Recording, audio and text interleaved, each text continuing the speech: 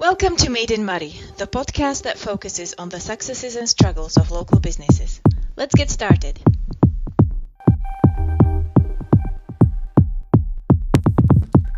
My name's G, I'm your host, and today I'm sitting down with Tony Lister, who is the office owner and estate agent for Remax Elite. Good morning. Tell us a little bit about the focus of your work. Our work is 100% focused on people, Graham. We cover the Moray, Nairn and Highlands. Mm-hmm. And as an estate agent, what kinds of properties are you dealing with? Everything from your one-bedroom flat right up to your 5, 6, 7-bedroom mansion. Mm-hmm. What's hot right now today in terms of property? That's probably one of the hardest questions to answer, because a house that you think that's going to fly out the door will stick, and one that you think that's going to stick is going to fly out the door. There's no rhyme nor reason to it. So what makes the difference? Is the buyer in the market? Okay. So it's in the head of what the buyer is thinking and what the buyer wants. Exactly. If somebody comes along that's looking for something you've got, they're going to buy it. Mm-hmm. And just because your buyer isn't in the market yet doesn't mean to say you're not going to get the right price for your property either. Mm-hmm. Interesting. So how long have you been here doing this kind of work? Well, as an estate agent, 3 years, but I did 16 and a half years in the motor trade before that. Mm-hmm. Wow. So what was the inspiration for starting up this company and getting involved in this area of work? Well, getting involved in Remax, the big point for me was being self-employed, being able to set my own schedule. As I said, I spent 16 and a half years in the motor trade, being told by other people what to do and when to do it. Mm-hmm. And all of a sudden, selling houses with Remax, I've got total freedom, not just in how I continue my work, but how I market myself and my company. And how did you handle that transition from one job where everyone was telling you what to do to a new position where suddenly you have more control? Well, initially it was sort of like quite strange, but very quickly learned that the more I did for myself, the more successful I became. There is a bank of people I can call out from Remax head office down in Bells Hill if I need, and other office owners that I do speak to from time to time to fill in any gaps of experience I've ever had. But yeah, the more you do for yourself, the more successful I've found myself to be. Mm-hmm. And how does the organization work? Is it set up like a franchise or is it something different? Yeah, it is like a franchise, but unlike most franchises, they're not dictating to you the whole time what you've got to do and how you've got to do it. So, for example, whilst we have got corporate colours in our office, not every office has corporate colours. We just decided we wanted to stick with brand recognition. Mm-hmm. And I imagine this must provide a good network of support for you. Yeah, unbelievably so, actually. Back end of last year, I went out to Mallorca to a convention and I met friends from all over the world. We're talking Malta, Israel, Canada. We've been invited out to Greece, and there's another convention coming up in Las Vegas in the end of February. Fantastic. And I imagine people can bring their knowledge together at these kinds of events and share what they've learned. Indeed, that is the case. And one of the biggest things I took back from the convention last time was the fact that no matter where these people are around the world doing the same job as we're doing, they're facing the same challenges. And what was most comforting is that they were dealing with those challenges in exactly the same way. So it makes you feel a little bit less isolated in what you're doing when you know that other people are going through what you're going through. Absolutely. So when you get into work, what is it that you have to do on a daily basis? What kind of tasks are ahead of you?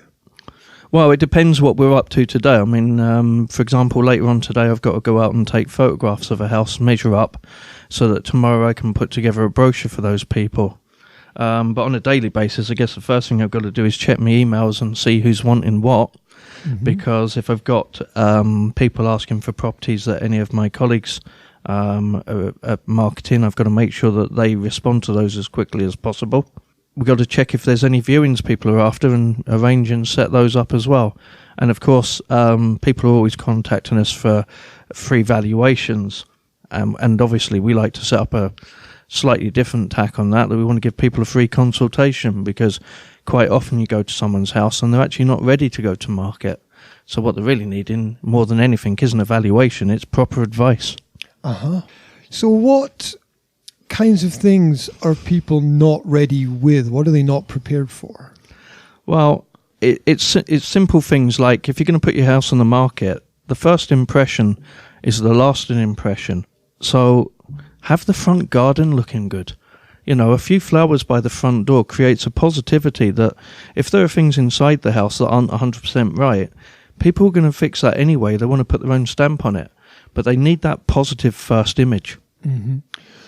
Would that include something like maybe baking cookies so there's a nice smell coming out of the kitchen?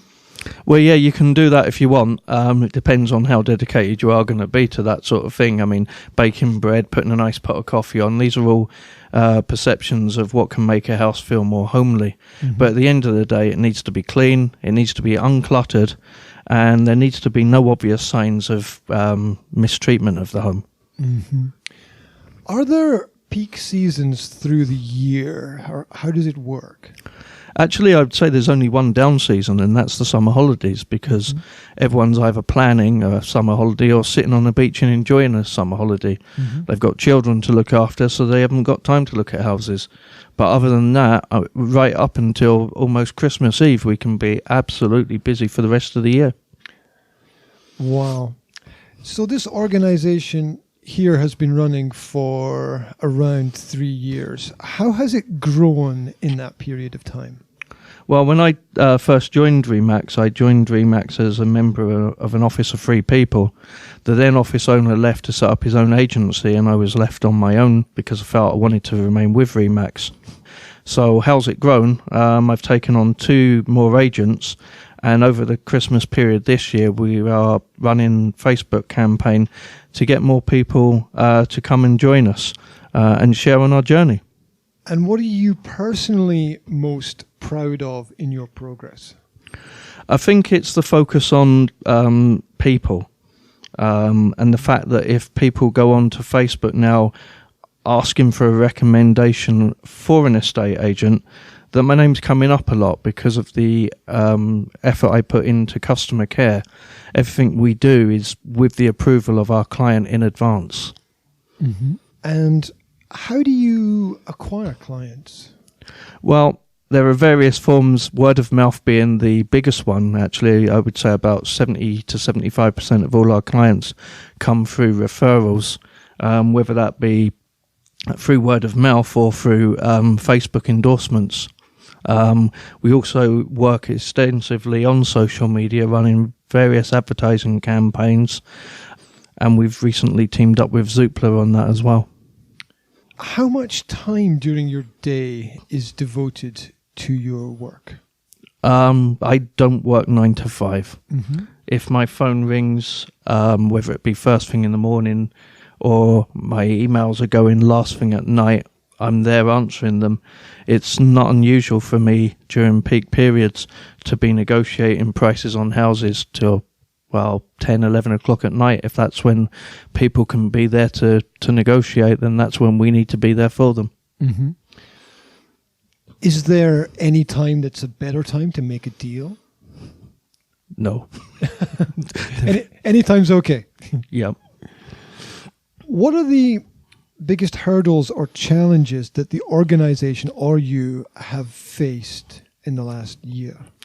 I think one of the biggest hurdles we face is low-cost agents or fixed-price agents coming into the marketplace and making it very, very competitive to the point where you have to make a decision. Are you going to try and compete on price, in which case you need to get as many properties on and off your books as quick as possible? Or are you going to compete on service, whereby when you do get a customer that's looking to negotiate, you negotiate the best price for your client because you've got the time to do it, because you charge more and therefore can afford to spend that extra time doing it. What is it about the services you can offer that would give clients an advantage if they came here? Our services are available 24 hours a day if required. Quite a lot of agents work the hours of 9 till 5, but most people buying a house need a mortgage and therefore have to work 9 till 5. So we're opening up more of the marketplace, which means that you're inevitably going to achieve a higher price for your house because you've got more competition from people looking to buy it.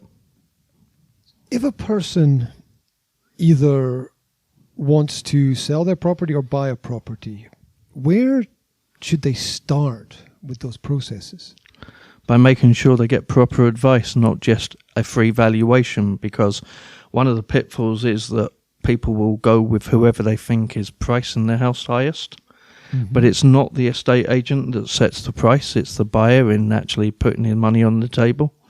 So it's easy to overvalue a house just to get it on the market, but it's not so easy to value it correctly so that it sells. So how do you value a property correctly? Well, it's all about looking at the property values in that area and looking at any improvements that have been done to that home. Has it had a new garage built? Has it had an extension that would increase the value? And it's about being able to properly do the analysis to allow you to actually get that right. How is the Scottish property market in general at the moment? I would say the property market in Scotland has actually outperformed the rest of the UK quite well, whereby London and therefore the rest of England has suffered with Brexit. Up here, things have steadily moved forward during that period. And now that things are beginning to pick up down south, the hope is that we're not going to fall back in the way that we historically do about a year or so after the English market drops. Mm-hmm. And in general, at the moment, are prices going up or going down? And is that a good thing or a bad thing? It depends on where you are. Certainly the Inverness market is very, very strong. And it's not unusual for a property to fly out the door within a couple of days. The further east you go, the market is a bit slower. And again, I think that comes down to supply and demand. There is a lot of house building, for example, in Elgin, which is tending to hold the prices down of older properties. So if more people are moving, is that better or worse for house prices? I think it's one of these things, because you may get more for your house, but at the same time, you're going to pay more for the house that you're buying as well. So it swings and roundabouts. I think house price growth can only ever be a good thing as long as it doesn't get out of control, and inevitably over a period of time a bubble builds up that at some point needs to burst. Mm-hmm. What about if people are, for example, not planning to sell now but would like to sell in the future? What kinds of things can they do to add value to their home? Yeah, that's a very good question, and that's why we offer a free advice service, because without seeing your home, it's difficult to tell you what advice we're going to give you. But as I said to you before, the first thing you should always look at is the curb appeal. The first impression someone gets as they get out of their car to walk up your footpath to knock on your front door. Because if that's inviting, nothing else matters. Mm-hmm. What have you noticed works in that respect around a property? Well, it's just general maintenance of the front garden. Make sure the lawn's cut, hanging baskets or flower boxes. Even in wintertime, winter pansies, you'll get something to flower all year round. Sweep up the leaves if it's autumn or winter time. Don't leave rubbish at your front door or in the front garden. That sort of thing. Mm. If someone's looking to buy a property, are there ways that Remax can help with the financial or funding side or the mortgage elements there? Yeah, well, we do have partners that we would refer people to for things like mortgages, and if people haven't got their own solicitor, we can put you in touch with solicitors. And quite often, whether you're buying or selling a home, people, if they're new to the area, especially, might not have a vast knowledge of people in the area that can help them do the jobs.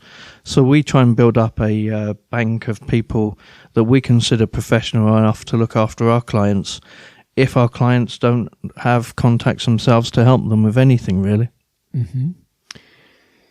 Do you know if, in general, it's easier or harder to get a mortgage today than it was in the past? Well, it's certainly easier to get a mortgage now than it was in the time of the crash. Mm-hmm. For example, now that the banks have addressed affordability, and they're looking at how much money you can afford to spend on a mortgage each month, to compensate for the fact that people wouldn't be able to buy a house under the way things used to be a few years ago, you can now get lifetime mortgages as opposed to a maximum 25-year mortgage, so that buying a house can become more affordable. And let's face it, if you're renting a property, 9 times out of 10, you're only paying somebody else's mortgage for them. Mm-hmm. Very true, very true. To do the kind of work that you do on a daily basis probably requires a lot of energy. So where does your energy come from? I've always been passionate about anything I do. There's no point in doing anything with half measures, because all you do is get yourself a bad reputation anyway. If anything, I'm probably guilty occasionally of jumping in too quickly. But then again, experience tells me that you shouldn't be afraid of making the odd mistake, because people don't judge you that badly if they know that it's a genuine mistake. What do you enjoy most about your work on a daily basis? People. Just love helping people. When you think about it, what we do is help people move from one chapter of their life to another. And there's nothing more rewarding than turning up to a house to find the new owner standing there. And as soon as they see you coming up the garden path with the keys to their new home, fulfilling the dream that they've built over a period of time, jumping up and down with excitement, you forget all the difficult times when you see someone in that situation. Mm-hmm. What about the flip side? Are there things that are arduous or difficult about the work?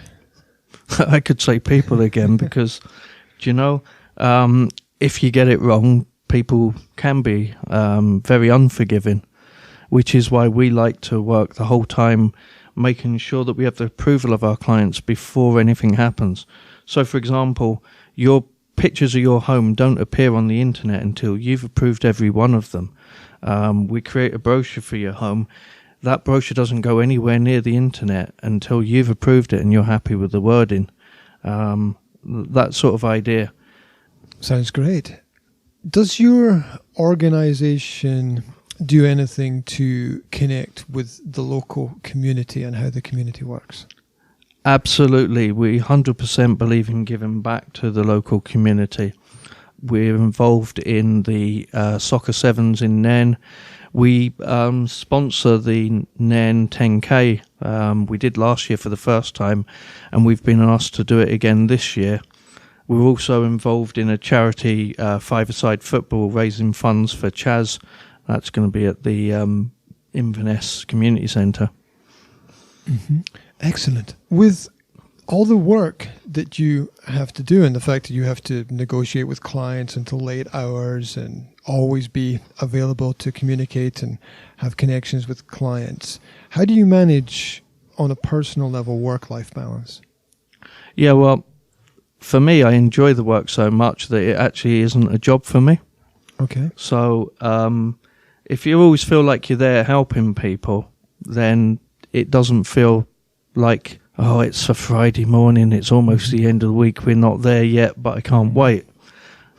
I'll fit clients in around my private life quite easily. I mean, I do a bit of running as well, which helps me to de-stress quite a bit. So that's good. Super.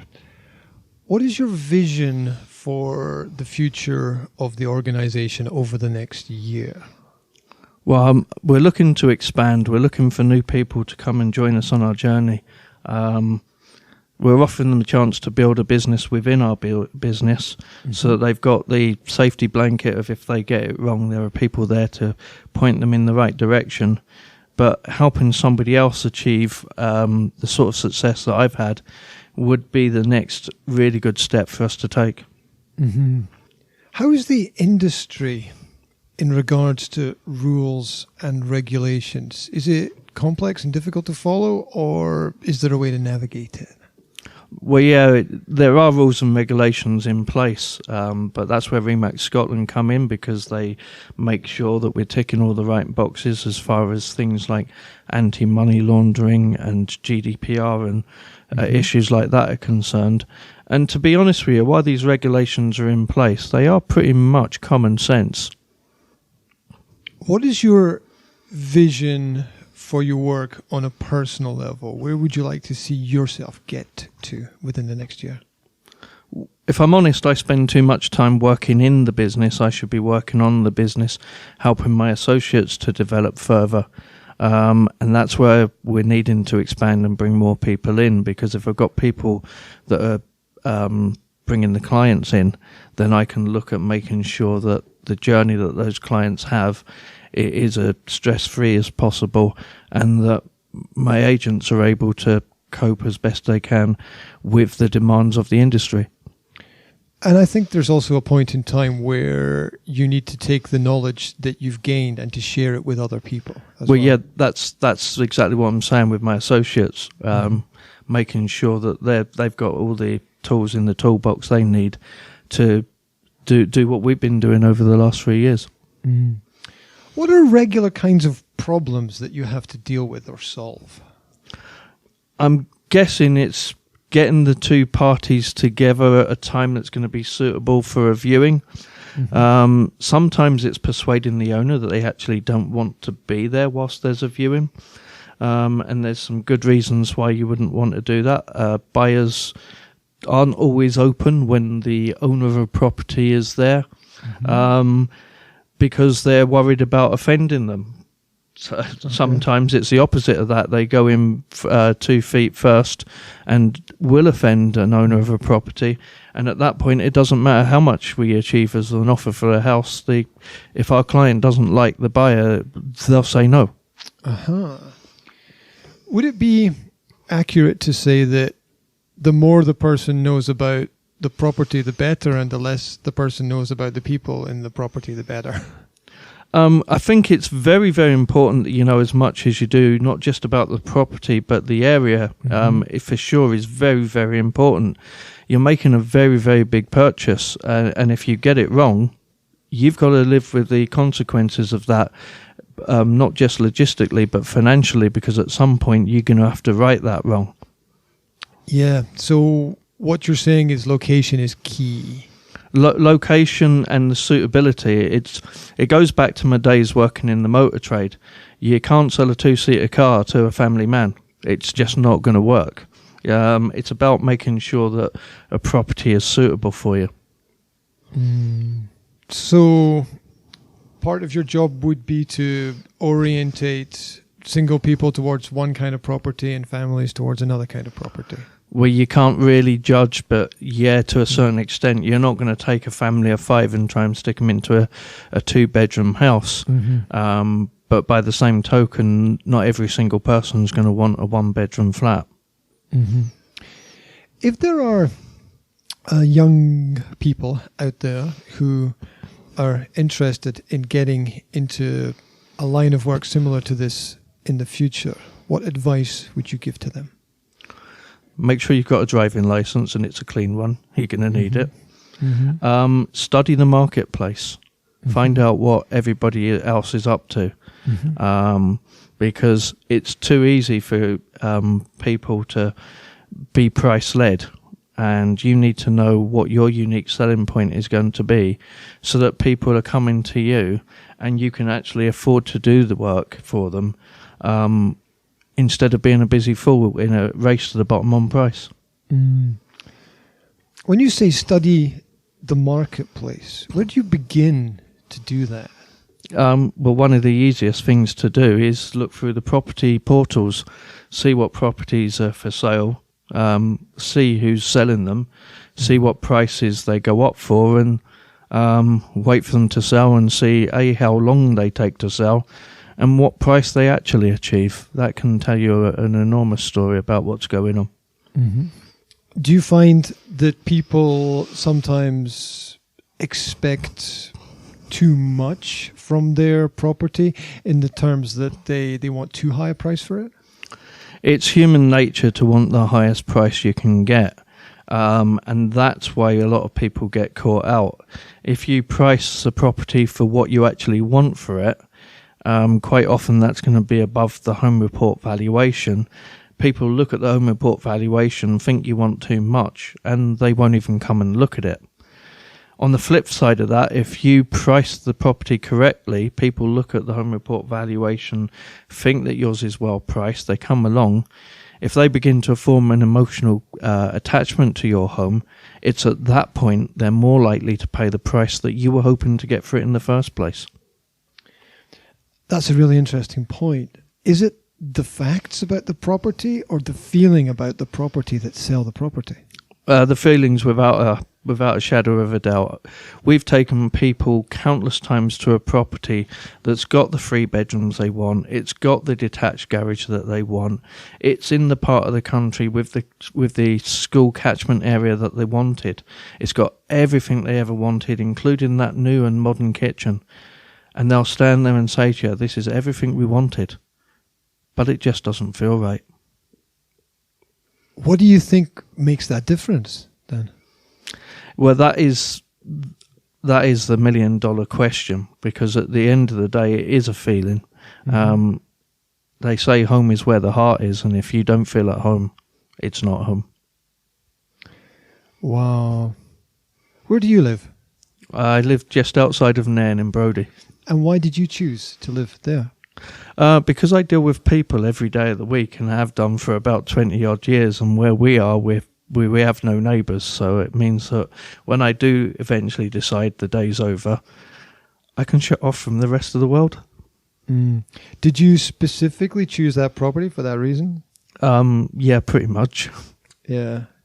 So you have to come into the city to work? Well, not necessarily, because, as I say, our work covers into Elgin, Lossiemouth, Inverness, with Granton-on-Spey. It can be all over the place. So quite often, I don't actually come to the office. I'll be out on the road for the day. Do you find that people are looking for more centralized locations, or do they want to be more, I guess, out of the centre, maybe more in the countryside? People want to be everywhere. Okay. There are some people that they've got to have a rural location, and there's some people that want to be close to their work. The world's a rich tapestry of people, and there's all sorts of people and all sorts of different things. How do you think that your industry might progress, develop, or change in the future? I think it's going to go more digital. You're going to see more video. The days of an estate agent sitting on a high street with pictures in a window and adverts in a newspaper are fast becoming a thing of the past. And if you want to stay ahead of the curve, you've got to be embracing modern technology. Yeah, it makes perfect sense. What could the community in this region or area do more of to support organizations like this and the work that they do? I think it's more a case of what we can do to make people recognize the benefits of coming to an organization like ourselves. We will spend more time getting to know our clients, so that we're only offering them the services that they require, that we understand those services. And because it's only one person dealing with that client from start to finish, we've got nobody to hide behind if we get it wrong. That means for our clients that they've got 100% accountability from someone that fully understands what's expected from them. And if we can get that message across to people, then more and more people are going to buy into the Remax model. And it sounds to me very much like an orientated, bespoke, personal service that you're offering. Yeah, it's absolutely that, from start to finish, one person looking after everything. And that's why 70 to 75% of all our business comes from referrals from existing clients. Who are obviously very happy with everything. I'd like to think so, yeah. Wow. To take a tangent in the conversation, imagine this. Your business is on fire. You've only got 1 second to grab something on the way out the door. What do you pick up and take with you? My laptop. Because there's not much else around about. Well, the photocopy is insured, as is all the furniture. And I suppose my laptop as well, but that's the one thing I could do with with losing the least. What about your home, right? I mean, imagine everybody gets out safe and people are okay, animals are okay. What do you pick up on the way out the door? Out of my house? Yeah. Well, that's a scary thought. There's so many things there. I hope it never happens, but just as a theory, what would I pick up? Yeah, what matters? Is there something in there that matters more to you than other things? Because houses very much become places for our collections and our objects that we like. Yeah, I'm going to struggle with that one because I'm not really a material person. That's interesting. It's very interesting, and a good thing to hear as well, because people get very attached to their homes. Right? Yeah. Like it must be hard for some people to actually sell them. Yeah, but that is why we're here. One of the things we discovered recently by doing some research was that one of the biggest searches property related that goes on is people looking for properties being sold by owner. And you have to ask yourself the question, why would you want to buy a house from somebody that isn't engaging an estate agent? And I think the answer is fairly clear. It's because when someone does employ an estate agent, especially an agent that works on commission, you're actually employing a trained negotiator. Mm-hmm. Whereas if you're buying direct from the owner of a property, they've got an emotional attachment to the money that you're offering, and are more likely to cave in and take a lower offer on a property. So if you want to maximise the value of your home, you need a trained negotiator, and one preferably that doesn't earn any money until your job is done. Yeah. Maximize or remaximize. Yeah. Yeah, you get it. Yeah, I get it. But it's also bringing an element of security to the situation, to bring in an estate agent, because they have experience with negotiation, they have experience with contracts, they have experience with the mistakes that people make. Yeah, absolutely. I mean, would you get up today having never driven a car and expect to drive it safely to a destination? Your house is probably the most expensive thing you're ever going to buy or own. Why would you leave it to chance to make sure you're going to get the best price? You need an expert. You really do. Mm-hmm. I think it's very true. Where did you gather your expertise and knowledge from? As I said, I did 16 and a half years in the motor trade, in the motor mile in Inverness, in an environment where if a customer got up from your desk having not bought a car, the chances are by the time they've gone home and you've had to give them a call to follow up, they've been to a garage next door or a couple of doors down and they've bought a car. So the skill in that job is to actually persuade someone to buy a car without them feeling pressured. And if you get the sales side of it right, everything else in real estate falls into place. Because the same principles regarding qualifying someone, understanding their needs, making sure that what you're selling them is fit for purpose, they apply to both industries. Probably more so to the housing market because people are more emotionally attached to their home. Mm-hmm. Very true. What book should everybody read? Now that's a really interesting one because I guess most people would struggle with that, but I'll tell you straight away, there's a book called Psycho-Cybernetics by a chap called Maxwell Maltz. Tell us why that book is key. Because most people go through life with a can't do attitude. I can't do this, I can't do that. Psycho-Cybernetics is all about you taking control of your mind and actually saying, well, do you know what? I can actually do this. And I think that's an important attitude to bring to the business world, because you're offering a service to people and you need to be sure that you can provide that service, provide a good service, and be successful with that service. Absolutely. You name me an entrepreneur and I'll tell you there's not one out there that doesn't have a can-do attitude. Mm-hmm. What is success from your perspective related to the work that you do? Success for me is turning up to that doorstep and handing over those keys, knowing that I've still got that phone call to make to the previous owner of a property, and knowing that I've done things to the point where they're thanking me as well. Because when both the buyer and the seller of a property are thanking me for all my help, that's when I know I've done a good job. Sounds good to me. Where can people find out more about Remax? Well, you can go online to www.remax-inverness-elite.net, or you can Google Remax Scotland. They also have a YouTube channel as well. If you look for Remax on YouTube, you'll see lots of promotional videos and information on our company there. Mm-hmm. And do you have social media streams? Oh yeah, of course. We've got our own Facebook page for the company, but all our agents have their own Facebook page as well. So if you see a sign for one of our agents up on a house for sale, just put their name and Remax into your Facebook search engine and you're sure to come across their page.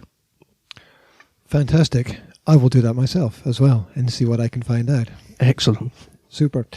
Thank you very much for the time this morning. I wish you great success with business in the future and hope that everything works out for you. Brilliant. Thank you. Thank you very much. Have a great day. You too.